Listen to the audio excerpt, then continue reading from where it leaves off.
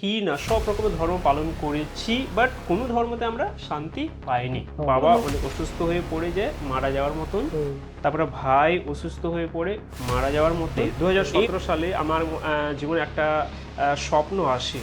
আমি জানতাম না আর কিছু, আমি ভাবিনি যে আমি প্রভুর কাজ করব এমন একটা বিষয়, এরকম কোনো থিঙ্কিং ছিল না আমার। এই যে শুরুটা যতটা এক্সাইটেড ছিল, আস্তে আস্তে দিন যখন বাড়তে লাগলো, 1 বছর 2 বছর, তখন আমার জীবনে যা পরিস্থিতি এসেছে, আমাকে পুরো থিঙ্কিং, আমার চিন্তাভাবনা সব চেঞ্জ করে দিয়েছে। কেন?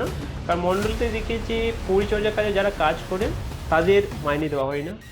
আমার যিনি পাস্টর ছিলেন 30 টাকা মাইনে দিয়ে শুরু করেছে।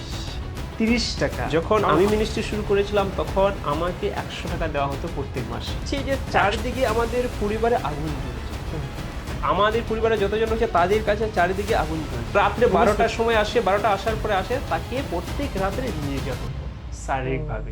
আপনার মেয়েকে রাত্রে 12টার দিকে কবরস্থানে নিয়ে যেতে হবে। কবরস্থানে নিয়ে গিয়ে তাকে কি করতে হবে? তাকে স্নান করতে হবে। কিভাবে স্নান করতে হবে? যারা মারা গিয়েছে, জ্বালিয়ে দিয়েছে, সেই জায়গা থেকে শুয়ে তাকে কিন্তু চান করতে হবে। প্রার্থনা কেন শক্তি আছে? কারণ যার কাছে আমরা প্রার্থনা করি তিনি জীবিত, একদম এবং তিনি শক্তিমান। এরা খ্রিস্টান, ওদের শোনা উচিত নয়। ধর্ম পরিবর্তন করছে, ধর্মান্তরণ করছে, মানুষকে ব্রেন ওয়াশ করছে, টাকা দিচ্ছে, লোভ দিচ্ছে, নানা রকম। তো এই লেভেল মিনিস্ট্রি আমার কাছে অনেকটা চ্যালেঞ্জিং আর অনেকটা ডেঞ্জার। সুসমাচার প্রচার করতে যায়, আমরা রিটার্ন আসবো কি আসবো না, আর আমরা যেভাবে যাচ্ছি সেভাবে কি আসতে পারবো, বা কি আছে জানি না, বাট করি, চ্যালেঞ্জ হিসাবে করি। মনে রাখবেন, আমি একজন খ্রিস্টান, আপনি একজন বিশ্বাসী, আপনি জগৎ থেকে আলাদা। কিন্তু আমি আপনাদেরকে বলতে চাই, এই সমস্ত আশার মধ্যে থাকবেন না। যেই দিন আপনি প্রভুকে গ্রহণ করেছেন সেই দিন থেকে আপনার জীবনে প্রত্যেক দিন চ্যালেঞ্জ হয়ে উঠবে।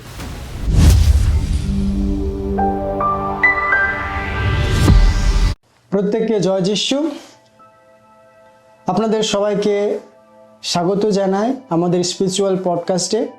আজকে আমরা বিশেষ একজন ব্যক্তির সঙ্গে সময় কাটাতে চলেছি। আমরা তার জীবনের মাধ্যমে আমরা জানবো, এবং তার কাছ থেকে আমরা জানবো কিভাবে ঈশ্বর তাকে আহ্বান করেছে, কিভাবে ঈশ্বর তার জীবনে কাজ করছে, এবং কিভাবে দিন প্রতিদিন ঈশ্বর তাকে ব্যবহার করছে ঈশ্বরের রাজ্যকে প্রতিষ্ঠা করার জন্য। এবং আমরা তার যে সেবা কার্য রয়েছে, মিনিস্ট্রি ফিল্ড রয়েছে, সেই মিনিস্ট্রি ফিল্ড থেকে আমরা কিছু অভিজ্ঞতার বিষয়ে জানবো। সো আজকে আমাদের মাঝে উপস্থিত আছে খুবই স্পেশাল গেস্ট। আপনারা অনেকেই চেনেন তাকে। আমি আমাদের পডকাস্টে ওয়েলকাম করি পাস্টর ভিকুলাল হাঁসদাকে। সে সামনে আসবে এবং তার সঙ্গে আমরা এই পডকাস্টে তার জীবনের সম্বন্ধে, সাক্ষ্যের সম্বন্ধে, ঈশ্বরের রাজ্যের সম্বন্ধে আমরা জানব। এবং সর্বোপরি যারা সেবা কার্য করছেন, যুবক যুবতী এবং প্রাচীনরা রয়েছেন, তার কাছ থেকে আমরা কিছু পরামর্শ নেব। আসে আমরা তাকে আমাদের কাছে আসার জন্য অনুরোধ করি। আপনারা আমাদের সঙ্গে থাকুন এবং প্রভুর আশীর্বাদে পূর্ণ হতে থাকুন। আমাদের মাঝে পাস্টর ভিকুলাল উপস্থিত আছেন। সো জয় যিশু পাস্টর। জয় যিশু, জয় যিশু, জয় যিশু। সো আজকে আমরা আপনাকে এখানে ডেকেছি। আপনার কাছ থেকে আমরা কিছু বিষয় জানতে চাই, আপনার পরিচর্যার সম্বন্ধে, আপনার জীবনের সাক্ষ্যের সম্বন্ধে, এবং সর্বোপরি আমরা এটা জানতে চাই যে আজকে বর্তমান যুগে আপনি আমাদেরকে প্রভুর সেবা কার্য করার জন্য কি কি পরামর্শ দিতে পারেন। সো আপনি একটু আপনার বিষয় বলবেন, আপনি কতদিন থেকে সেবা কার্য করছেন, বা আপনার নাম, কোথায় সেবা কার্য করছেন, বললে আমাদের একটু সুবিধা হয়। প্রত্যেকে জয় যিশু। আমার নাম ভিকুলাল হাঁসদা, আর আমার বাড়ি হচ্ছে উত্তর দিনাজপুর, আর এখন বর্তমানে আমি কলকাতাতে মিনিস্ট্রি করছি। তো আমি কিভাবে প্রভুর কাজ শুরু করেছিলাম সেই বিষয়টা একটু বলতে চাই। আমরা প্রভুকে জেনেছি 2015 সালে। বিশেষ করে সেটা আমার মার মাধ্যম দিয়ে জানতে পারি। অ্যাকচুয়ালি আমাদের যে পাড়া রয়েছে, যেখানে আমি থাকি, সেই জায়গায় মণ্ডলী আছে, তার সঙ্গে একটা স্কুলও আছে। বা আমি যে পাড়াতে থাকি সেই পাড়াতে বলতে গেলে কেউ মানে প্রচার করার জন্য আসতো না। তো আমাদের পরিবারে এমন একটা ঘটনা ঘটে গিয়েছিল বা সমস্যাও হয়েছিল, যেই কারণে আমরা অনেক ধর্মতে গিয়েছিলাম। আমরা কি না সব রকমের ধর্ম পালন করেছি, বাট কোনো ধর্মতে আমরা শান্তি পাইনি, কোনো ধর্মতে পাইনি। তো আমাদের পরিবারে এমন একটা পরিস্থিতি হয়ে গিয়েছিল যেদিন বাবা অনেক অসুস্থ হয়ে পড়ে যায় মারা যাওয়ার মতন, তারপরে ভাই অসুস্থ হয়ে পড়ে মারা যাওয়ার মতন। এই অবস্থাতে রাত্রে মা একটা পরিবারে যায় যারা যিশুকে বিশ্বাস করেছে। তো যিশুকে বিশ্বাস করেছে সেই পরিবারে ভোরবেলা মা গিয়েছিল এবং গিয়ে সেইখানে বলেছিল আমাদের পরিবারে এরকম পরিস্থিতি। তারপর সেইখান থেকে যে মা গিয়েছে এবং সেই পাস্টার আমাদের বাড়িতে এসেছে, এবং বলতে গেলে মায়ের থ্রু দিয়ে আমি জেনেছি। আর এইটার মধ্যে অনেক বড় একটা স্বাক্ষর রয়েছে আমাদের পরিবারে, যে ঈশ্বর আমাদের কিভাবে মনোনীত করেছে এবং কিভাবে বাঁচিয়েছে, এই বিষয়ে অনেক বড় আমাদের সাক্ষ্য আছে। হয়তো সেটা আমরা অন্যদিন সেই বিষয় নিয়ে আমি বলবো। তো আমি 2015-তে প্রভু যিশুকে জেনেছি, বিশ্বাস করেছি মার মাধ্যম দিয়ে। আর আমরা পরিবার সবাই ভালো আছি, এখন সুস্থ আছি, ঈশ্বর আমাদেরকে ব্যবহার করছে। আমি আপনার এই কথা শুনে নিজেই সত্যি বলছি, খুব উৎসাহিত হচ্ছে যে ঈশ্বর কিভাবে কাজ করতে পারেন। সো আমি আপনাকে একটা প্রশ্ন করতে চাই, আমিও জানতে চাই এবং আমাদের যারা শ্রোতারা রয়েছেন তারাও জানতে চায় যে কিভাবে আপনি যীশু খ্রিস্টকে আপনার ব্যক্তিগত ত্রাণকর্তা হিসেবে গ্রহণ করেছিলেন। কিভাবে বলতে, প্রথমে তো বললাম যে মায়ের থ্রুর মাধ্যম দিয়ে, এটা মার থ্রু। হ্যাঁ, বাট আপনি ব্যক্তিগতভাবে কবে? সেটা আমার 2015 সালেই আমি যিশুকে মুক্তিদাতা হিসেবে বিশ্বাস করি। সেটা কিভাবে, আমি যখন বাপ্তিস্মা নেওয়ার পরে আমি একটা বিষয় জানলাম যে আমাদের পরিবারে যে এত এরকম পরিস্থিতি ছিল, এখন আমরা যখন যিশুকে বিশ্বাস করেছি সব পরিস্থিতি পরিবর্তন হয়েছে, ভালো হয়ে গেছে। হঠাৎ করে এমন কি হলো, তখন প্রভুকে জানার আরো চেষ্টা করি আমি, প্রভুকে জানার চেষ্টা করি এমন কি করে। তারপরে যিশুকে যখন আরো গভীরভাবে আমি জানতে পারি, বাইবেল পড়ি, প্রার্থনা করি, উপবাস করি, তারপরে আমি জানতে পারি। তারপরে যীশু খ্রিস্টকে আমি সেই জায়গা দিই যে তিনি হচ্ছেন আমার একজন মুক্তিদাতা। তো আমি সেই হিসাবে যিশুকে ত্রাণকর্তা হিসেবে বিশ্বাস এবং গ্রহণ করি। ইন্টারেস্টিং। সো আমি আপনাকে একটা বিষয় জানতে চাই, যেহেতু আপনি অনেক দিন ধরে প্রভুর সেবা কার্য করছেন, সো ঈশ্বরের যে আহ্বান আপনার জীবনে ছিল, আপনি কিভাবে সেটাকে অনুভব করেছেন? ঈশ্বরের যে আহ্বান আমার জীবনে আমি অনুভব করেছি। 2015-তে আমরা প্রভুতে আসলাম। এই যে 15-16 এই 2 বছর পরে প্রভুকে আমাকে এত মজবুত করলেন, সেই জন্য আমি ঈশ্বরকে ধন্যবাদ দিই। 2017 সালে আমার জীবনে একটা স্বপ্ন আসে। আমি জানতাম না আর কিছু, আমি ভাবিনি যে আমি প্রভুর কাজ করব, এমন একটা বিষয় এরকম কোনো থিঙ্কিং ছিল না আমার। কিন্তু আমি যখন যীশু খ্রিস্টর দিকে আর বেশি গভীরভাবে সম্পর্ক আমার তার প্রতি হয়, তখন স্বপ্নের মাধ্যমে একটা দর্শন দেখি যে আমার পাস্টারকে দেখতে পাই। তিনি আমাকে বলছেন আজকে থেকে তোমাকে মণ্ডলের দায়িত্ব দেওয়া হচ্ছে, এবং সেই জায়গায় আমি সাইন করি। আমি কিছু বুঝতেই পারি এটা কি। সকালে ঘুম থেকে উঠলো, এটা কি? আমি পাস্টার দেখছি, সে আমাকে দায়িত্ব দিচ্ছে, আমি সাইন করছি। এগ্রিমেন্ট বলে হয় না, আমরা কোনো বিষয় করলে এগ্রিমেন্ট করি না, সেই এরকম। ভোরবেলা উঠেছি, কিছু বুঝতে পারিনি, আমি প্রার্থনা করছি প্রভুর কাছে। আমি মাকে বললাম, বাবাকে বললাম, শেয়ার করলাম এটা কি করে, কিছু মনে একটা বিষয় আছে, হবে এরকম একটা বিষয়। তো প্রার্থনার মধ্যে ছিলাম। তারপর 2017 মেবি অক্টোবর মাসে আমাকে মণ্ডলীতে দায়িত্ব দেওয়া হয়। পাস্টার যিনি আমার স্বপ্ন দেখেছিলাম তিনি আমাকে দায়িত্ব দেন একজন এভেঞ্জেলিস্ট হিসাবে, সুসমাচার প্রচারকারী হিসাবে। তো আমি সেই সময় প্রভুকে আমি জেনেছি এবং প্রভু আহ্বান আমার জীবনে বুঝতে পেরেছি যে হ্যাঁ, প্রভু আমাকে দায়িত্ব দিয়েছেন তা পরিচর্যা কাজের জন্য। শুনতে খুব ভালো লাগছে। সত্যি আমি খুবই অনুপ্রাণিত যে ঈশ্বর শুধু আমাদেরকে মানে বাক্যের মাধ্যমে যে আহ্বান করে এমন নয়, তিনি স্বপ্নের মাধ্যমে আমাদেরকে আহ্বান করে থাকে। অবশ্যই। সো প্রভু সত্যি মহান। সো আমি আপনাকে জিজ্ঞাসা করতে চাই, যখন আপনি জানতে পারলেন যে প্রভু আপনাকে পরিচর্যার জন্য ডাকছেন, তখন আপনার পরিবারের প্রতিক্রিয়া কেমন ছিল, বা আপনার প্রতিক্রিয়াটা কেমন ছিল আমরা জানতে চাই। এইখানে পরিবারে অনেক বড় একটা ভূমিকা রয়েছে, যেহেতু প্রভু আমার মা প্রভুর প্রতি অনেক ভক্ত, অনেক মানে আমাদের পরিবারে যতজন রয়েছে আমাদের সেরকম নেই, কিন্তু তার অনেক আছে। মানে বলো, চার্চে প্রত্যেক সানডে যাওয়া, শুক্রবার যাওয়া, প্রত্যেকটা উপবাস, প্রার্থনা, সব দিক দিয়ে অনেক। কেন? কারণ আমরা যখন ছিলাম প্রভুকে যখন জানিনি, তখন আমাদের অনেক পরিশ্রম করতে হয়েছে, নানা রকম, কোনো জায়গায় শান্তি পাইনি। কিন্তু এইতে যিশুতে আসার পরে যে আমরা শান্তি পেয়েছি, সেটা অনেক বড় মায়ের জীবনে এটা কার্য। তো মা যখন জানতে পারে আমাকে দায়িত্ব দেওয়া হচ্ছে একজন পাস্টার বলতে প্রচারক হিসাবে, এভেঞ্জেলিস্ট হিসাবে, তারপরে পাস্টার, কিন্তু এই যে এটা আনন্দ মার প্রতি, সত্যি অনেক এক্সাইটেড পরিবারের সবাই। আর আমাদের যতজন রয়েছে মানে মণ্ডলেতে পাস্টাররা সবাই অনেক এক্সাইটেড, অনেক ভালো উৎসাহ তাদের।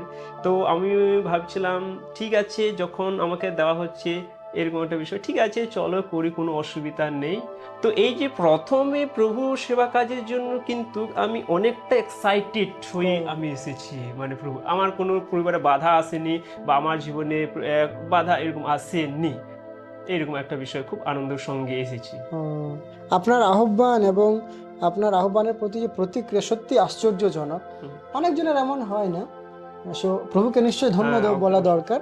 সো আমি কি আপনাকে একটা বিষয় জানতে পারি আপনার কাছ থেকে, যে ফুল টাইম মিনিস্ট্রিতে আসার আগে আপনার জীবনের স্বপ্ন বা পরিকল্পনা কি ছিল আর কি?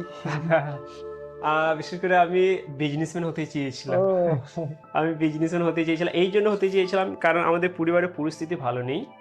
আমি যদি কোনো জায়গায় জব করে হয়তো সেটা পরিস্থিতি ঠিক করতে পারবো না, বাট আমি যদি বিজনেসম্যান হয়ে যদি আমি করি তাহলে আমার পরিবারের পরিস্থিতি ঠিক করতে পারবো। আর অনেক ডিজায়ার রয়েছে, স্বপ্ন রয়েছিল সেই সমস্ত করার জন্য। এটা আমার মধ্যে এটা আমার স্বপ্ন ছিল, বাট এই যে মিনিস্ট্রি করা কিন্তু স্বপ্নটা কিন্তু ছিল না। বাট পরিবারের পরিস্থিতি অনুযায়ী কিন্তু আমি প্রভুর কাছে এসেছি, মিনিস্ট্রিতে নেমেছি। তো এটা আমার স্বপ্ন ছিল, এটা বিজনেসম্যান হওয়ার। বিজনেসম্যান, হ্যাঁ, সত্যি আশ্চর্য। ঈশ্বর মানুষকে কোথা থেকে কি করে দিলেন। সো আমি আবার আপনাকে কয়েকটা প্রশ্ন করতে চাই, কারণ আজকে আমরা আপনাকে এই জন্যই ডেকেছি, কারণ আপনার কাছ থেকে আমরা অনেক বিষয় জানতে চাই এবং আমাদের বিশ্বাসী জীবনকে আমরা বৃদ্ধি করতে চাই। সো আপনি তো প্রায় অনেক বছর ধরে সেবা কার্য করেছেন। সো আমি প্রশ্ন করতে চাই, মানে আপনার পরিচর্যা জীবনের শুরুর দিকে, প্রথম দিকে, সে আপনার পরিচর্যা জীবনের শুরুটা কেমন ছিল আর কি, আর প্রথম দিকে কি কি সংগ্রাম বা চ্যালেঞ্জের মধ্যে আপনি গেছেন বা মুখোমুখি হয়েছেন সেই বিষয়ে বললে আমরা। যেরকম আগে বললাম যে এই যে প্রভুর সেবা কাজে আসা একটা এক্সাইটেড, আনন্দের সঙ্গে আসা, শুরুটা কিন্তু আমার খুব ভালো ছিল, অনেক আনন্দ ছিলাম, খুশি ছিলাম, চলো প্রভুর কাজ করছি, সুসমাচার প্রচার করছি, এটা করছি ওইটা করছি, কত সম্মান দিচ্ছে মানুষরা, কত সবাই কথা শুনছে, নানা রকম এক্সাইটেড হয়ে। এই যে শুরুটা যতটা এক্সাইটেড ছিল, আস্তে আস্তে দিন যখন বাড়তে লাগলো, 1 বছর 2 বছর, তখন আমার জীবনে যা পরিস্থিতি এসেছে, আমাকে পুরো থিঙ্কিং, আমার চিন্তা ভাবনা সব চেঞ্জ করে দিয়েছে। কিছু কিছু বিষয় আমি আপনাদেরকে শেয়ার করতে চাই। এই যে প্রভুর কাজ করতে করতে গিয়ে এদিকে পড়াশোনাও চলছে আর এদিকে বিজনেস থিঙ্কিংও রয়েছে। তো আমি 1 বছর কাজ করলাম ভালো, 2 বছর কাজ করলাম ভালো, 3 বছর যখন আমার হতে চলেছে তখন আমার জীবনে নানা রকম পরিস্থিতি খারাপ আসে। আমার কাছে কোনো অর্থ দিক দিয়ে সমস্যা আছে, বাড়ির দিক দিয়ে নানা রকম সমস্যা আছে। তখন আমি সিদ্ধান্ত নিলাম যে আমি প্রভুর কাজ ফুল টাইম করবোই না। আমি ভাবলাম আমি ফুল টাইম করবোই না, সেটার জন্য আমি কি করেছি, বাইরে কাজ করতে গিয়েছিলাম। শিলিগুড়ি গিয়েছিলাম, আরো অনেক জায়গায় গিয়েছিলাম। বাট এই যে অন্যান্য জায়গায় গিয়েছিলাম এবং যে বিজনেস করার জন্য টাকাও অনেক ইনভেস্ট করেছি। আমার পাড়ার বা যারা মন্ডল লোক আছে তারা সবাই জানে, আমার পরিবার সবাই জানে, মা বাবা জানে, অনেক টাকা ইনভেস্ট করেছি, প্রচুর টাকা খরচা করেছি, কিন্তু কোনো দিক দিয়ে আমি সফলতা পাইনি। দ্বিতীয়ত যেই সমস্ত জায়গায় কাজ করতে গিয়েছিলাম কোনো জায়গায় টিকতে পারি না। আর আমার পাস্টর পর্যন্তই বলেছিল, বাড়ির লোকরাই বলেছিল তুমি বাইরে টিকতে পারবে না, থাকতে পারবে না। কেন? কারণ প্রত্যেক জায়গায় 1 মাস ছিলাম, চলে এসেছি, 1 মাস ছিল, এরকম একটা বিষয়। এরকম বিষয়টা আমার যখন ছিল, আস্তে আস্তে প্রভুর কাছ থেকে অনেক দূরে সরে গিয়েছিলাম। আর খারাপ কাজ করার জন্য আমার কাছে অনেক সুযোগ এসেছিল, আর আমি করতেও চেয়েছিলাম, সেই পথটা গ্রহণও করেছিলাম। বাট প্রভু যে এমন এমন পরিস্থিতি থেকে আমাকে বের করে নিয়ে এসেছে, সত্যি আমি প্রভুর কাছে কৃতজ্ঞ, এখনো আছি, থাকবো চিরকালের জন্য।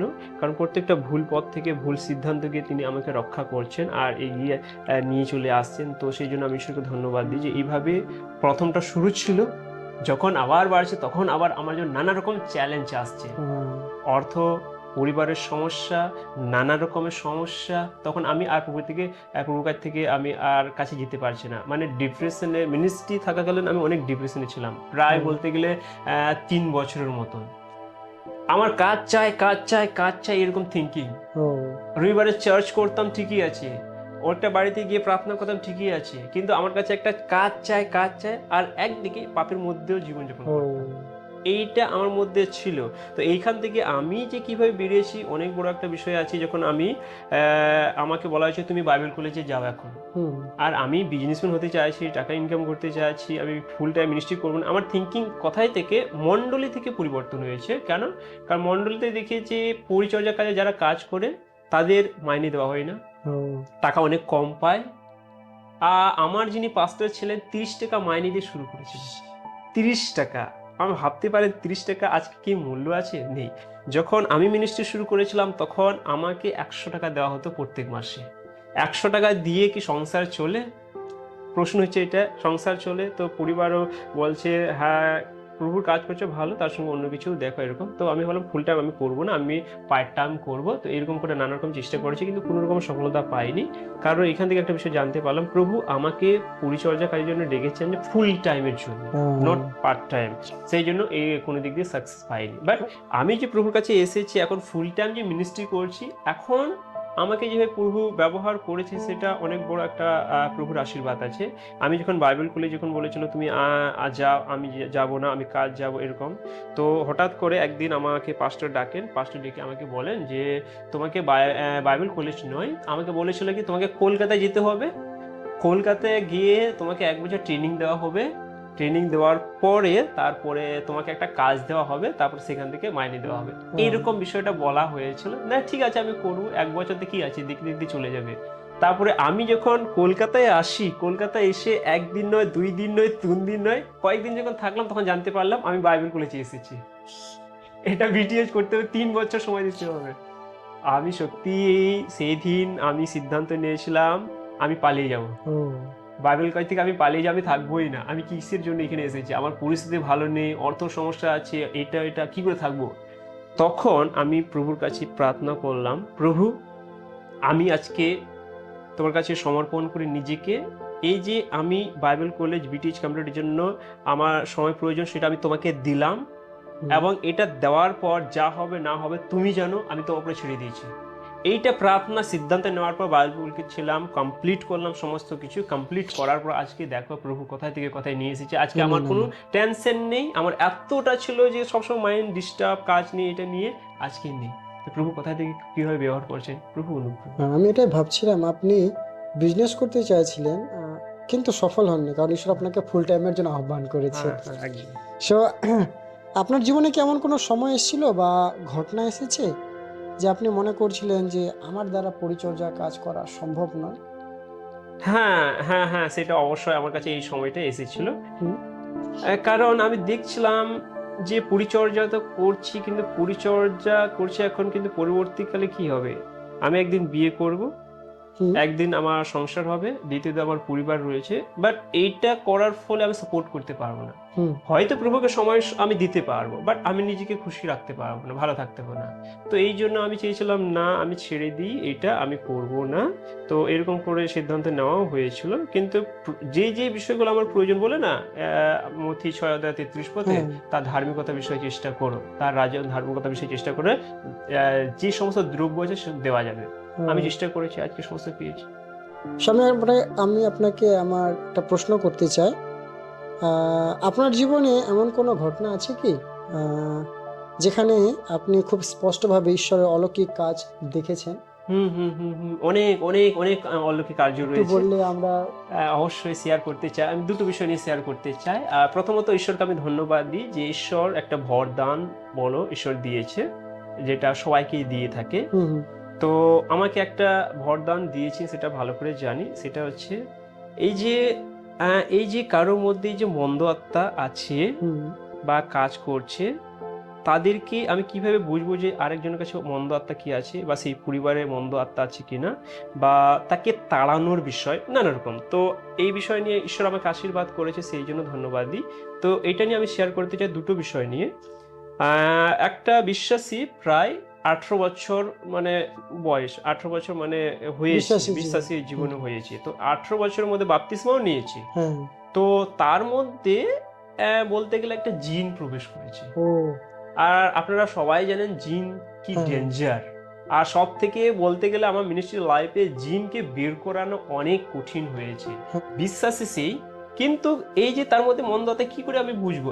সে উপবাস করে, বাইবেলও পড়ে, প্রার্থনা করে, রবিবারে আসে, সবকিছু ঠিক আছে।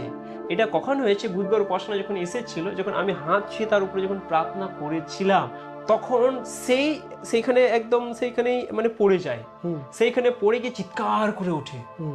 আমি বুঝলাম কি হলো এটা হঠাৎ করে। তারপরে চিৎকার করে উঠলো, তারপরে তাকে আমরা সবাই উঠালাম, প্রার্থনা করে বাড়ি চলে গেল।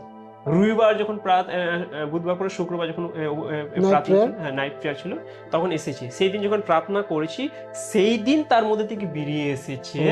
আমাকে বলছে 18 বছর ধরে আমি ছিলাম, কেউ বের করতে পারেনি, আমাকে কেউ জানতে পারে না, তুমি এমন ব্যক্তি, আমাকে সবাই জানতে পারলো যে আমি তার মধ্যে আছি। তারপরে প্রার্থনা করেছি, তার মধ্যে থেকে বেরিয়ে চলে গেছে কিছুক্ষণের জন্য। তারপরে সবাই চলে গেলে, চলে যাওয়ার পর আমরা ঠিক আছে, তো বলছে আপনারা একটু বসুন, আপনার সঙ্গে কিছু কথা আলোচনা করো। স্বামী স্ত্রী করে বসে আছে, সবাই চলে গেল, বসে গল্প করছি এরকম যেরকম আমি বসে আছি, গল্প করতে করতে কিনা তার মধ্যেই চলে আসছে। আমি অনুভব করলাম, আমি জানতে পারলাম যে তাদের চলে এসছে। তারপরে আমি কথা বল, হ্যাঁ তুমি এখনো চলে এসছো। তারপরে হাসছে, হ্যাঁ তুমি কি করে জানলে? আমি জানি তুমি তার মধ্যে এখন চলে এসছো। হ্যাঁ আমি তো কিছুক্ষণের জন্য চলে গিয়েছিলাম, এরকম দেখানোর জন্য। তারপরে যে তার সঙ্গে যে কাণ্ড হয়েছে সেটা সত্যি মানে অনেক অসাধারণ। তারপরে আমি প্রার্থনা করছি, প্রার্থনা করতে করতে কোন প্রার্থনা সহ্য করতে পারছি না, বলছে আমার প্রার্থনা করো না, প্রার্থনা বন্ধ করে দাও, আর প্রার্থনা করতে হবে না, এরকম যিশুর কথা শুনতেই পারছি না। তো বলছে আমার সঙ্গে কিছু কথা বলো, আমি তোমার সঙ্গে কথা বলতে চাই, এরকম। তারপর আমার সঙ্গে কথা বলতে বলতে বলতে তারপর আমি কিছু কথা শুনতেই চাই না, কিছু শুনতে চাই না, আমি শুধু এটা বলি তার মধ্যে থেকে বেরিয়ে যাও। তারপরে এরকম করতে করতে আমাকে ডিল করে, আমাকে অফার করে, আমি জানি তোমার সমস্যা আছে অর্থর, যা অর্থ আছে সমস্ত অর্থ আমি তোমাকে দেবো, কিন্তু আমাকে বের করো না। তারপরে এটা করতে করতে গিয়ে, হ্যাঁ তুমি বিয়ে করতে চাও, এরকম একটা বিষয়। ভাই আমি জানি আমার ব্যক্তিগত বিষয়ে কেমন কি, সেটা কি করে সে জানলো। হ্যাঁ তুমি বিয়ে করতে চাও, হ্যাঁ ভালো ভালো মেয়ে আমি দেখিয়ে তোমার কাছে নিয়ে আসবো, আর তুমি যেটা বলবে সেটাই হবে, আমি কিচ্ছু চাই না, আমি বললাম কিচ্ছু চাই না, এরকম একটা বিষয়। তার থেকে আরো আশ্চর্য বিষয়, যখন আমি সমস্ত কিছু ডিনাই করলাম, তারপরে সে আমার পরিবারে চলে গেল। পরিবারে যাওয়ার পরে সেই দেখছে যে চারদিকে আমাদের পরিবারে আগুন জ্বলছে, আমাদের পরিবারে যতজন রয়েছে তাদের কাছে চারিদিকে আগুন জ্বলছে, প্রবেশ করতে পারছে না, আবার সেইখান থেকে কিছু করতে পারছে না, আবার ফিরে এসেছে, ফিরে এসে বলছে তুমি এমন চালাক লোক যে তোমার পরিবারকে ঘিরে রেখেছো আগুন দিয়ে, আমি কিছু করতে পারিনি, আবার ফিরে এসেছি। তার প্রভুকে ধন্যবাদ দিই, কারণ জপেও লেখা আছে যে তার পরিবার ঈশ্বর কি করেছে, কি কাঁটা দিয়ে ঘিরে রেখেছে। তো আমাদের পরিবারও ঈশ্বর কি করেছে, ঘিরে রেখেছে। তো এইরকম করার পরে তার মধ্যে থেকে কোনো মতো বের হচ্ছে না, কিভাবে বের হবে? তো আমাকে বলছে আমাকে কেউ পাঠিয়েছে, আর সেই জন্য আমি তুমি বের করতে পারবে না। তো কে পাঠিয়েছে সেটা আমি জানলাম প্রার্থনা করার পর, তারপরে জানলাম কি কোন ব্যক্তি।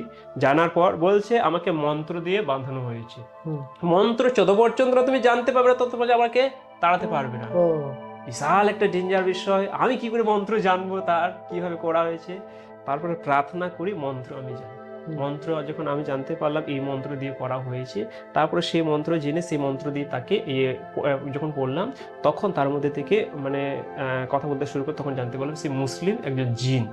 তারপরে কিভাবে ধরেছে সেটা জানলাম, যে একটা জায়গায় ঘুরতে গিয়েছিল, সেইখান থেকে ধরে মানে কেউ একজন লাগিয়ে দিয়েছিল, এমন একটা বিষয়। তারপরে যে মন্ত্র পাঠ শেষ যখন হয়ে গেল, তারপরে আমি প্রার্থনা করলাম, প্রার্থনা করার মধ্যে থেকে তার মধ্যে থেকে তাড়িয়ে দিলাম, তখন পার্মানেন্টলি মানে চলে গেল। তারপরে আর আসেনি, রবিবার উপাসনা আসছে, সাক্ষ্য দিয়েছে, তারপর আজ পর্যন্ত এখনো ভালো আছে, কোনো রকম সমস্যা হয়নি। এটা একটা আশ্চর্য, প্রভুর মহিমা হোক, আমেন। একদম। সো এটা খুবই আশ্চর্য ঘটনা এবং সত্যি অলৌকিক কাজ, একদম একদম একদম একদম যে ঈশ্বর। আমি এই ঘটনাটা শুনছিলাম তো আমার মনে পড়ছিল, বাইবেলের মধ্যে একটা ঘটনা আছে, মাটির পাত্রে আগুন। আমরা ওই ঘটনাটা আমার খুব মনে পড়ছে, যে আমরা কিছু নয়, কিন্তু যখন ঈশ্বরের আত্মা, ঈশ্বরের শক্তি থাকে, ঈশ্বর যদি আমাদের মধ্যে থাকে, তাহলে আমরা সেরকম হতে পারি। একদম। ছোট একটা বিষয় বলে তারপরে আমরা এগোবো। একটা বিষয় বলতে চাই, ছোট করে, বেশি সময় নেব না।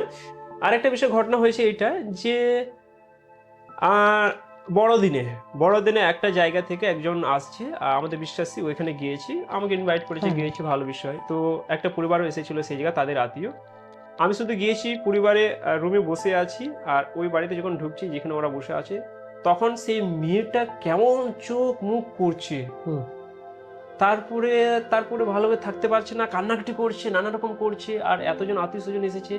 ভাই আমি কি করলাম? আমি তো প্রার্থনা করিনি, কিছু করিনি। তারপরে জানতে পারলাম তার কাছে বন্ধ আত্মা আছে, আর তার কাছে বলতে গেলে 3 বছর থেকে এরকম করে আছে। তো তার মাকে বললাম ঠিক আছে, আমি আপনাদের বাড়ি একদিন যাব প্রার্থনা করতে, তার মধ্যে কি আছে সেদিন জানবো, সেই বিষয় নিয়ে। তারপরে ডেট করলাম, একদিন চলে গেলাম, ও ফাস্টিং প্রেয়ার রেখেছিলাম। যাওয়ার পরে প্রার্থনা করতে বসে আছি, কিছু হয়নি, যখন হাত ছুঁয়ে প্রার্থনা করেছি, প্রার্থনা করতে করতে তার মধ্যে থেকে সে বেরিয়ে আসে কে। তারপরে যখন বলতে শুরু করলো যে কি বিষয় হয়েছে, জানলাম যে সেই মেয়েটার মধ্যে একটা মন্দ আত্মা আছে, সেই মন্দ আত্মাকে সুসাইড, হ্যাঁ, আত্মা। সেটা কি, একটা তার দাদা ছিল, সেই দাদা সুসাইড, পরিবারের স্বামী স্ত্রীর মধ্যে কি এমন ঝামেলা হয়েছিল, সেটা রেল লাইনে গিয়ে সুসাইড করেছে। তার মানে এই মাথাটা কি হয়েছে, কেটে গিয়েছে। তার কাছে 12টার সময় যখন আসে, 12টার পরে যখন আসে, তখন তার মাথা থাকে না, তার মাথা কাটা। এরকম করে রাত্রে 12টার সময় আসে, 12টা আসার পরে আসে, তাকে প্রত্যেক রাত্রে নির্যাতন করে শারীরিকভাবে। আর এটা 3 বছর ধরে আসছে। সেই মেয়েটা স্কুলে পড়ছে, সেটা ছেড়ে দিয়েছে, মানে কারোর সঙ্গে গল্প করে না, কারোর সঙ্গে থাকতে পারে না, অন্ধকারে, শুধু অন্ধকারে ঘুরে থাকে। সেখান থেকে কোথাও বেরোতে পারে না, কোথাও যেতে পারে না, গেলে সমস্যা হয়। আর রাত্রে একাই, তার সঙ্গে কেউ থাকতে পারে না। এই যে শারীরিক নির্যাতন প্রত্যেকদিন হতো। তারপরে জানলাম বিষয়টা যে কেন তার মধ্যে এসেছে, কি কারণে এসে বলছে যে তাকে টিউশন নিয়ে যেত, দিয়ে আসতো, এরকম একটা বিষয়। যাই হোক, একটা ভালো লাগা হতেই পারে বিষয়।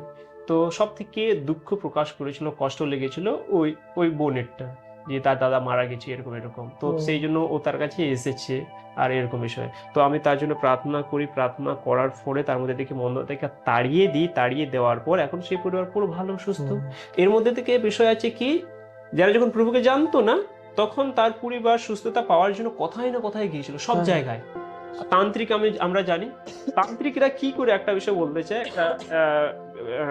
একটা অলৌকিক বলবো, যে তান্ত্রিকের কাছে নিয়ে গিয়েছিল, তান্ত্রিককে বললো তার মধ্যে একটা মন্দ আত্মা আছে, এরকম এরকম ব্যাপার, তাকে তাড়াতে হবে। সে কিভাবে করতে হবে, তাকে বলেছিল আপনার মেয়েকে রাত্রে 12টার দিকে কবরস্থানে নিয়ে যেতে হবে। কবরস্থানে নিয়ে গিয়ে তাকে কি করতে হবে, তাকে স্নান করতে হবে।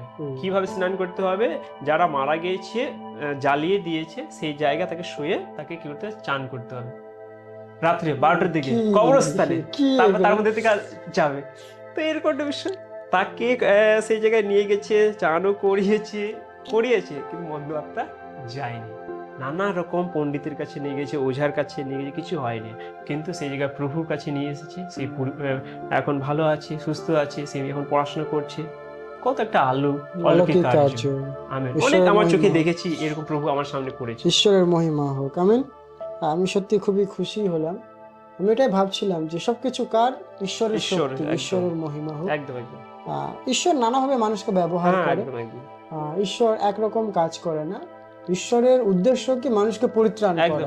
আর সেই পরিত্রাণের জন্য কাউকে সুসমাচারের মাধ্যমে, কাউকে আরো অন্য কিছুর মাধ্যমে তার কাছে তিনি নিয়ে এসেছেন। এটা ঈশ্বরের পরিকল্পনা, আমরা কিছু করতে পারি না। সো সর্বোপরি আমি এটাই বলতে চাই যে সত্যি ঈশ্বরের বাক্যের উপরে কি আছে, ক্ষমতা আছে। আর সব নামের উপরে যিশুর নামের কর্তৃত্ব আছে। এটা আমরা এই সাক্ষ্যের মাধ্যমে বুঝতে পারলাম। সো আমি আপনাকে কিছু প্রশ্ন আমি করতে চাই আবার। কখনো কি এমন মনে হয়েছে যে যখন কঠিন পরিস্থিতিতে শুধু প্রার্থনার মাধ্যমে ঈশ্বর পথ খুলে দিয়েছেন? হ্যাঁ, এমন সময় আমার কাছে আছে। আমি বিশেষ করে না, আমি প্রার্থনাটা হয়তো সেই সময় এত করতাম না, বাট আমি কি করতাম, চেষ্টার মধ্যে, বলে না সব চেষ্টা করলে সবকিছু হয়, কি আর হবে। তো আমি সবসময় চেষ্টার উপরে বেশিরভাগ আমি নির্ভর হতাম। তো আমি নানা রকম চেষ্টা করার পরেও কিছু হচ্ছে না। কি হবে তাহলে, এরকম একটা বিষয়। তারপরে আমি নিজে কিন্তু অনেক চেষ্টা করেছি, আমি নানা রকম সমস্যার মধ্যে ছিলাম, চেষ্টা করেছি, কিন্তু সেই চেষ্টার মধ্যে আমি কিছু পাইনি। আমি সেটা নিয়ে প্রার্থনার মধ্যে ছিল, ভাটু গেড়ে আমি প্রার্থনায় বসলাম, প্রার্থনা করলাম সেই বিষয়টা নিয়ে, ঈশ্বর আমাকে এই মুহূর্তে এই বিষয় নিয়ে সাহায্য করো, এই পরিস্থিতিকে আমাকে বের করো। আর প্রার্থনা করার পরে আস্তে আস্তে সেই জায়গা যেগুলো আমি চেয়েছি, সেই ঈশ্বর আমাকে সেগুলো দিয়েছে, সেইখান থেকে বের করেছে। সমস্ত প্রার্থনার উপর দিয়ে হয়েছে, নিজের চেষ্টা দ্বারা নয়। সত্যি প্রার্থনায় একদম শক্তি আছে। একদম। আমি একজনের একটু কথা বলবো, উনি খুব সুন্দর কথা বলেছে যে প্রার্থনা কেন শক্তি আছে, কারণ যার কাছে আমরা প্রার্থনা করি হুম, তিনি জীবিত একদম একদম এবং তিনি শক্তিমান। একদম এই জন্য আমরা যখন প্রার্থনা করি সেই প্রার্থনা ঈশ্বর মানে কার্যকারী হয়। একদম একদম সো প্রার্থনার শক্তি আছে। হুম, সো আমি আপনাকে কিছু আপনার সেবা কার্যের সম্বন্ধে এবং আপনার মিনিস্ট্রির সম্বন্ধে জিজ্ঞাসা করতে চাই। হুম, যেমন গ্রাউন্ড লেভেলে সুসমাচার প্রচার করতে গিয়ে হুম। সবচেয়ে বড় চ্যালেঞ্জ বলে আপনি কি মনে করেন? গ্রাউন্ড লেভেলে প্রচার করতে চ্যালেঞ্জ আমার কাছে অনেকেই এসেছে, যেহেতু আমি প্রথমে অ্যাভেঞ্জেলিস্ট হিসাবে প্রচার করেছিলাম, করছি, এখনো করব। তো সেই ক্ষেত্রে না অনেক সমস্যা আসে আমাদের কাছে গ্রাউন্ড লেভেলে। আমরা যখন সুসমাচার প্রচার করতে যখন কাউকে দিই, অনেকে এই আশায় থাকে বা এই আশায় প্রচার করে যে আমি তার কাছে যাব, আমার প্রচারের কাজ, তাকে শুধু বলবো আর চলে আসবো, ও, যা করা প্রভু করবে। হুম, কিন্তু আমি এটা মনে করি না। আমি গ্রাউন্ড লেভেলে যখন কাউকে সুসমাচার প্রচার করছি, আমি এই বিশ্বাসে প্রচার করছি সে আত্মাকে বাঁচাতে হবে। হ্যাঁ, সে আত্মা অন্ধকারের মধ্যে আছে, পাপের মধ্যে আছে, শয়তানের মধ্যে আছে, yes, yes, তাকে সেখান থেকে বেরিয়ে নিয়ে আসতে হবে। হুম। সেটা আমার দায়িত্ব ঈশ্বর দিয়েছে যেন আমি সেটা করি। আর সেই জন্য গ্রাউন্ড লেভেলে যখন আমি সুসমাচার প্রচার করতে যাই, তখন মানুষের কাছ থেকে নানা রকম সমস্যা আমার কাছে আসে। আমি বাড়িতে আমি শেয়ার করতে চাই কিছু বিষয়। বাড়িতে যখন আমি ছিলাম পরিচর্যার কাজে 2017 থেকে যখন আমি প্রভুর কাজ করছি, তো 17-18 যখন আমি চলছি, তখন আমাদের একটা টিম রয়েছে, এনএলসি আমাদের চার্চে একটা টিম হ্যাঁ। রয়েছে, ঝাড়খণ্ড থেকে আসে। ঝাড়খণ্ড থেকে 6-7 জন আসে স্টুডিও থেকে। হুম, আমরা সবাই মিলে কি করে সুসমাচার প্রচার করতে যাই, গ্রামে যাই, গ্রামে গিয়ে তাদের কাছে সুসমাচার প্রচার করি, নানা রকম জায়গায় সবকিছু করি। ওইখানে করতে আমি দেখেছি যে মানুষরা আমাদেরকে সেভাবে অ্যাকসেপ্ট করে না। ও, হুম, হুম, আর আমরা যখন প্রত্যেকটা পদে যখন যাই, তখন সমস্যা আসে। এরা খ্রিস্টান, ওদের শোনা উচিত নয়, ধর্ম পরিবর্তন করছে, ও, ধর্মান্তরণ করছে, মানুষকে ব্রেন ওয়াশ করছে, টাকা দিচ্ছে, লোভ দিচ্ছে, নানা রকম। তো এইটা দিক দিয়ে অনেক বাধা এসেছে। আর কলকাতাতে যখন আমি করেছিলাম, যখন ট্রেনে বা নানান রকম জায়গায়, তখন আমার কাছে অনেক কিছু শুনতে চাই। পুলিশও আমাকে সেটা নিয়ে ধমকও দিয়েছিল, তুমি এখানে প্রচার করবে না, তুমি এখানে করবে না। তারপরে ট্রেনে যখন প্রচার করতেছিলাম, ট্রেনে প্রচার সব কিছু ট্র্যাক্স দিয়েছিলাম, দেওয়ার পরে একজন ভদ্রলোক ছিলেন, শিক্ষিত লোক, সে তার সঙ্গে অনেক বড় একটা ঝামেলাও হয়ে যায় আমার সঙ্গে, যে হ্যাঁ তোমাদের ঈশ্বর হচ্ছেন মানুষকে মারার ঈশ্বর, ও, এরকম একটা বিষয় বলছে। তো আর নানা রকম তার সঙ্গে হয়েছে, যাই হোক। তো এই যে গ্রাউন্ড লেভেলে মিনিস্ট্রি এত সহজ নয়। হ্যাঁ, হ্যাঁ, হ্যাঁ, আমরা যেভাবে অনলাইনে মিনিস্ট্রি করি যত সহজ, কে কি করছে না করছে দেখার দরকার নেই, বাট গ্রাউন্ড লেভেলে মিনিস্ট্রি প্রত্যেক পাস্টারদেরকে, প্রত্যেক এভাঞ্জেলিস্টকে, ঈশ্বরের দাসদেরকে কত সমস্যার মধ্যে আসতে হয়, সেটা আমিও হয়েছে সেই বিষয়টা। যে কেউ তোমাকে গাড়ি চড় মারলো, থুতু মারলো, খারাপ কথা বললো, নোংরা কথা বললো, বা নানা রকম পরিস্থিতি এখন আমরাও দেখছি। তো গ্রাউন্ড লেভেল মিনিস্ট্রি আমার কাছে অনেকটা চ্যালেঞ্জিং আর অনেকটা ডেঞ্জারও।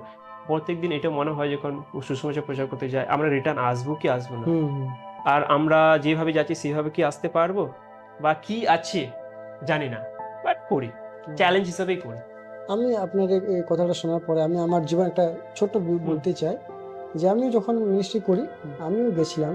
সে আমাদেরকে মারার জন্য ওই হাসা বলে না, হ্যাঁ হ্যাঁ এনেছিল গ্রামের মানুষেরা, মানে কেবল গ্রামে ঢুকছিলাম, তারা আমাদেরকে ঘিরে ধরেছে, তারা বলছে এই গ্রামে প্রবেশ করবে না, আর আমাদের মানে দিকে করছে, আমাদের একদম কাছে চলে আসলো, কাছে চলে এসেছিল।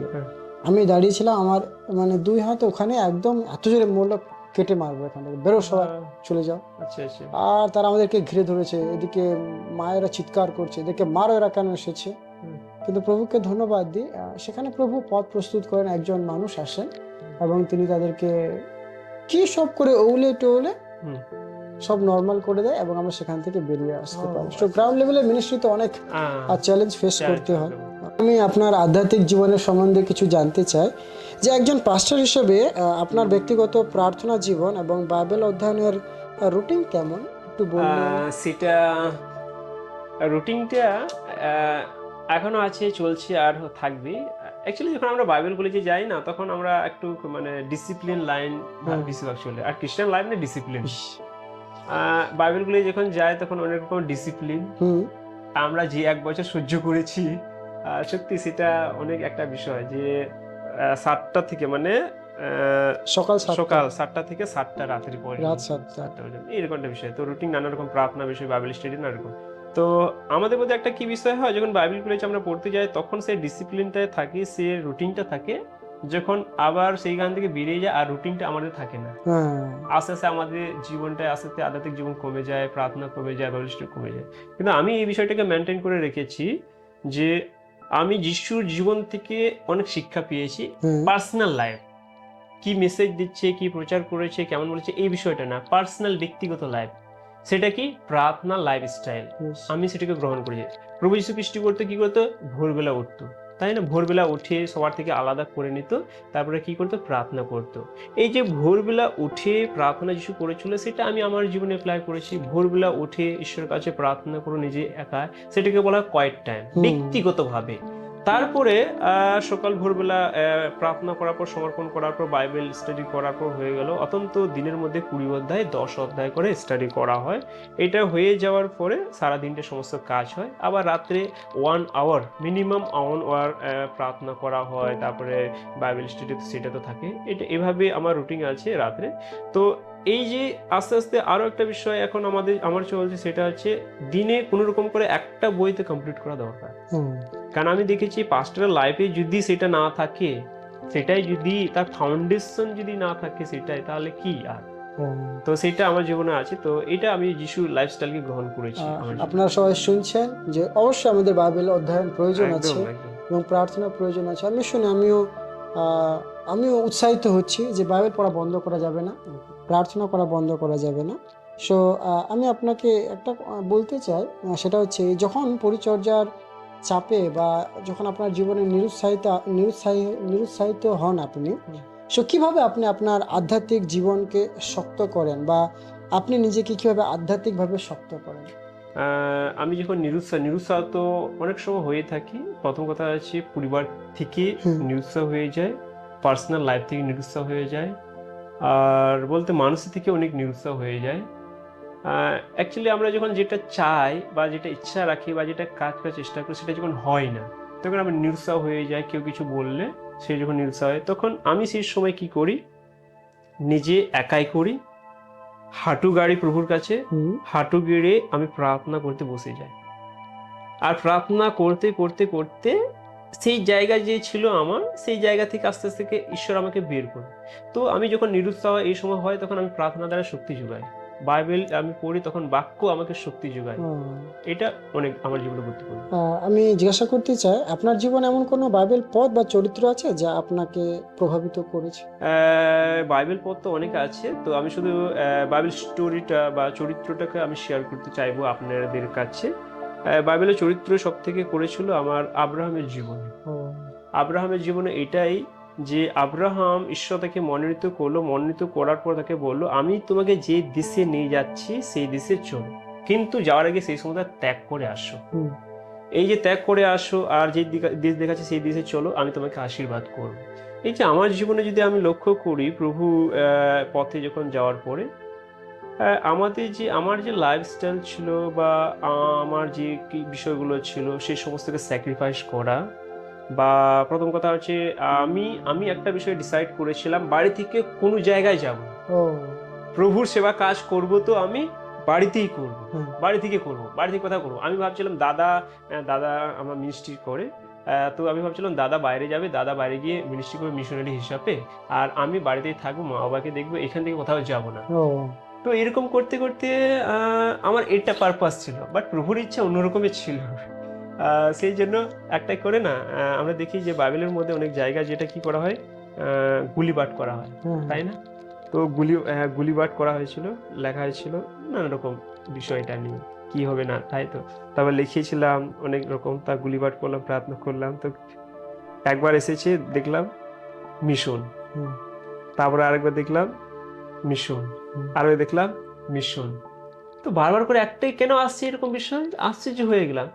ছাড়ো এইসব, এরকম বললাম না, আমি তো সিদ্ধান্ত নিয়েছি এখানেই করবো। হুম, হুম, তারপরে যে আমার জীবনে এই সিদ্ধান্ত নেওয়ার পর যা পরিস্থিতি এসেছে, আমাকে বাধ্য করলো সেই জায়গান থেকে বেরিয়ে আসতে। আমি কিন্তু নিজে ইচ্ছায় আসিনি, ও, আমি নিজে ইচ্ছায় যে কলকাতায় এসেছি মিনিস্ট্রি করছি, একদমই না। বলেছিলাম যে বাবুল ভাই থেকে পালিয়ে যাবো, অনেক রকম এসেছিল। তো এটাই হচ্ছে একটা বড় বিষয়, যে স্যাক্রিফাইস। আজকে মা বাবা থেকে দূরে আছি, যখন আমি চেয়েছিলাম যে আমি পাশে থাকবো, বাড়িতে করবো না, আজকে প্রভু মিশনারি হিসাবে, পাস্টার হিসাবে নানা রকম জায়গায় ব্যবহার করছে। এটা তার অনুগ্রহ, যেভাবে তিনি মনোনীত করে সেইভাবে। জীবনে জোনা কি করেছিল, পালিয়ে গিয়েছিল, তাই না? পালিয়ে যাওয়ার পরেও যেই জায়গায় ঈশ্বর তাকে মনোনীত করেছে সেই জায়গায় নিয়ে এসেছে। গিয়েছিল। তো প্রভুর এটা ইচ্ছা। সো আমি যুব সমাজ এবং ভবিষ্যৎ প্রজন্মের জন্য আপনাকে একটা প্রশ্ন করতে চাই। সেটা হচ্ছে বর্তমান সময়ে অনেক তরুণ তরুণীরা মানে ঈশ্বরের আহ্বান এবং তাদের পড়াশোনা বা ক্যারিয়ার তারা ভারসাম্য বজায় রাখতে পারছে না। সো আমি প্রশ্ন করতে চাই যে একজন তরুণ কিভাবে পড়াশোনা, ক্যারিয়ার এবং ঈশ্বরের আহ্বানের মধ্যে ভারসাম্যটাকে রাখতে পারে? একজন তরুণ পড়াশোনার দিক দিয়ে আর পরিচর্যা কাজ দিক দিয়ে কিভাবে, তো এই বিষয়টা আমি যতজন ইউথ রয়েছে, যুবক রয়েছে, আমি আপনাদেরকে বলতে চাই পড়াশোনা করছেন খুব ভালো বিষয়, কিন্তু এই সময় আমি দেখেছি অনেক এই ইউথদের বিষয়ে আমি শুধু পড়াশোনা করব, পড়াশোনা করতে করতে চার্চ যাওয়া বন্ধ করছে, সানডে স্কুলে যাওয়া বন্ধ করছে, সহভাগিতা যাচ্ছে না, ইউথ প্রোগ্রাম হচ্ছে, দুঃখের বিষয় ইউথ প্রোগ্রামে ইউথদেরকে পাওয়া যায় না। হ্যাঁ, আমি আশ্চর্য হয়ে যাই। তো আমি আপনাদের সবাইকে বলতে চাই এটা, আপনার পড়াশোনার সঙ্গে সঙ্গে মনে রাখবেন আপনি একজন খ্রিস্টান, আপনি একজন বিশ্বাসী, আপনি জগৎ থেকে আলাদা, তো আপনাকে জগৎ থেকে আলাদা হতে হবে। আপনি পড়াশোনা করছেন ভালো বিষয়, পড়াশোনার সঙ্গে সঙ্গে আপনার আধ্যাত্মিক জীবনকে রাখতে হবে। আপনার আধ্যাত্মিক জীবনকে হারালে হবে না। সেই জন্য আমি প্রত্যেকজনকে এটাই বলি যে আপনি যাই কিছু করুন না কেন আধ্যাত্মিক জীবনকে কখনো হারাবেন না। তো এই যে আপনার কেরিয়ার রয়েছে যেটা করার জন্য চেষ্টা করছেন সেটা করুন, কিন্তু কিভাবে করবেন, আগে সেটাকে সমর্পণ করুন ঈশ্বরের কাছে, সেটা নিয়ে আপনি প্রার্থনা করুন ঈশ্বরের কাছে। প্রভুর কাছ থেকে বেশি দূরে যাবেন না, প্রভুর কাছে থাকুন, সানডে স্কুলে আসুন, চার্চে আসুন, ইউথ প্রোগ্রাম অ্যাটেন্ড করুন, বাট আপনি এদিকেও করুন, এদিকে মানে দুই দিকেই থাকুন, বাট আপনি শুধু একদিকেই আছেন আরেক দিকে না, এটাও কিন্তু ঠিক না। তো দুটো নিয়ে আপনাদেরকে চলতে হবে। সো ইউথরা শুনতে পাচ্ছ তো যে রোববারেতে এদিক ওদিক যাওয়া যাবে না, কোথায় আসতে হবে? চার্চে, প্রভুর কাছে। একদম সব মঙ্গল, বুধ, বৃহস্পতি, শুক্র পর্যন্ত দিন আছে, পড়াশোনা করুন, কিন্তু রোববার সকালে ইউথে, সানডে স্কুলে, চার্চে এসে প্রভুর সঙ্গে সহভাগিতা করুন। একদম। তার সঙ্গে এটাই বলতে চাই ইউথদেরকে, মন্ডলতে এসে পাস্টরদেরকে সাহায্য করো, হ্যাঁ, ওয়ার্শিপ করো, তোমরা তোমরা সানডে স্কুল চালাও, তোমরা নানা রকম এই সমস্ত ভাগ তোমরা নিতে পারো। কেউ মিডিয়া মিনিস্ট্রি করছে, কেউ ওয়ার্শিপ করছে, নানা রকম বিষয় যেটা আছে সেটা ভাগ করে পাস্টরকে সাহায্য করে, এটাতে ইউথের একটা বড় ভূমিকা। খুব ভালো। আমি আপনাকে শেষ একটা প্রশ্ন করতে চাই আমাদের সবার হয়ে, যে আজ যারা এই পডকাস্টটা দেখছেন এবং জীবনে নানা সংগ্রামের মধ্যে দিয়ে তারা যাচ্ছে, সো তাদের জন্য আপনি কি উৎসাহ বাক্য বা বার্তা দিতে চান? হ্যাঁ, আমি শেষে আপনাদেরকে একটাই বলতে চাই, আপনি একজন বিশ্বাসী সেই বলে আপনি মনে করবেন না আপনার জীবনে দুঃখ কষ্ট আসবে না। আপনি মনে করবেন না যে ঈশ্বর এখন আমাকে আশীর্বাদ করার জন্য ডেকেছে, একদম আমার জীবন আরামে যাবে, খুব ভালো যাবে। কিন্তু আমি আপনাদেরকে বলতে চাই এই সমস্ত আশার মধ্যে থাকবেন না। যেই দিন আপনি প্রভুকে গ্রহণ করেছেন সেদিন থেকে আপনার জীবনে প্রত্যেক দিন চ্যালেঞ্জ হয়ে উঠবে। কারণ যিশু কি বলেছে যে নিজেকে অস্বীকার করো, আমার ক্রুশকে বহন করে চলো। যে ক্রুশ বহন করা এত ইজি নয়, আপনাকে ডে বাই ডে ক্রুশ বহন করতে হবে। আমি বহন করি, আপনাকে বহন করতে হবে, সবাইকে বহন করতে হবে। তো শেষে আমি আপনাদেরকে বলতে চাই, আপনার জীবনে যেমন পরিস্থিতি হোক না কেন, যেই সমস্যা আসুক না কেন, যেটাই হোক না কেন, কখনো প্রভুকে ছেড়ে দেবেন না, প্রার্থনাকে ছেড়ে দেবেন না। প্রার্থনা আমাদের জীবনে যেন থাকে। প্রার্থনা এমন একটা বিষয় যারা অনুভব করেছেন, প্রার্থনাটাকে আপনি পার্সোনালভাবে জেনেছেন, প্রার্থনায় সমস্ত কিছু আপনার বদলে দেবে। তো প্রার্থনা তার সমস্ত কিছু করুন, দেখবেন ঈশ্বর আপনাদেরকে প্রত্যেকটা পরিস্থিতিকে রক্ষা করবেন। তো সেই জন্য ঈশ্বর কাছে যে বিশ্বাস আছে সেই বিশ্বাসকে মজবুত করুন, ঈশ্বরের সঙ্গে সুন্দর সম্পর্ক রাখুন, মণ্ডলীর সঙ্গে সুন্দর সম্পর্ক রাখুন এবং পাস্টরের সঙ্গে সবসময় থাকুন। এটাই আমি আপনাদেরকে বলতে চাই। বিশেষ জীবন আরও ঈশ্বর আপনাদেরকে ব্যবহার করুন। ধন্যবাদ পাস্টর আপনার মূল্যবান সময়ের জন্য। Thank you. আমি খুবই কৃতজ্ঞ আপনার কাছে এবং ঈশ্বরের কাছে যে আপনি আপনার জীবনের অভিজ্ঞতা আপনি আমাদের কাছে বলেছেন এবং ঈশ্বর কিভাবে আপনার জীবনে কার্য করেছে, আপনার কিভাবে সাক্ষী তৈরি করেছে, সেই বিষয়ে আমরা শুনে অনেক অভিজ্ঞতা লাভ করেছি এবং উৎসাহিত হয়েছি। তা আমি ঈশ্বরকে এবং আপনাকে ধন্যবাদ দিই এবং আমি চাইবো যেন আপনি এইভাবে ঈশ্বরের কার্যে এগিয়ে যান। এবং এটাই আমি আপনাকে বলতে চাই, যখন আপনাকে আবার আহ্বান করা হবে বা ডাকবো, অবশ্যই আসবেন আমাদের সঙ্গে এবং আমাদের যারা শ্রোতারা রয়েছেন, অডিয়েন্সরা রয়েছেন, তাদেরকে ঈশ্বরের বাক্যের মাধ্যমে, প্রার্থনার মাধ্যমে, আপনার অভিজ্ঞতার মাধ্যমে উৎসাহিত করবেন, আমি এটা আশা রাখি। সো ধন্যবাদ দিই, আপনি আমাদের মূল্যবান সময় দিয়েছেন। Thank you. জয় যিশু। জয় যিশু। জয় যিশু। সকলকে ধন্যবাদ দিই আরেকটি বার যে আপনারা আপনাদের গুরুত্বপূর্ণ সময় আমাদেরকে দিয়েছেন। আমি তাদের কাছে কৃতজ্ঞ যারা প্রথম থেকে শেষ পর্যন্ত অপেক্ষা করেছে, পড়েছে, শুনেছে। ধন্যবাদ দিই। সো আমি আপনাদেরকে বলবো আমাদের সঙ্গে থাকুন, আমরা আবার নতুন নতুন পডকাস্ট নিয়ে আসব। আমরা জীবনের সাক্ষ্য এবং অনেক বাইবেল ভিত্তিক আলোচনার মধ্যে দিয়ে আমরা আসব। এবং আমি আপনাদেরকে অনুরোধ করি, যদি আপনাদের কোনো বিষয় জানার থাকে, প্রশ্ন থাকে, আপনারা আমাদেরকে জানাতে পারেন মেসেজের মাধ্যমে, ফেসবুকের মাধ্যমে, ইউটিউবের মাধ্যমে, যেন আমরা সেই বিষয়ে আগামী দিনগুলোতে আনতে পারি। আমাদের একটাই লক্ষ্য যে আমরা যুবক এবং আমরা চাই আমাদের ভারতের পশ্চিমবঙ্গের সমস্ত যুবকেরা যেন প্রভুতে আমরা বৃদ্ধি হই, এবং ইউথ হচ্ছে আমাদের আগামী দিনের চার্চ, যেন আমরা ইউথকে প্রভুতে গেঁথে তুলতে পারি। সো আমি সবার কাছে অনুরোধ করি, এই পডকাস্টটি আপনার কাছে যখন এসেছে, আপনি অবশ্যই এটিকে আপনার বন্ধু, আপনার পরিবার, আপনার আত্মীয় স্বজন সকলের কাছে শেয়ার করুন।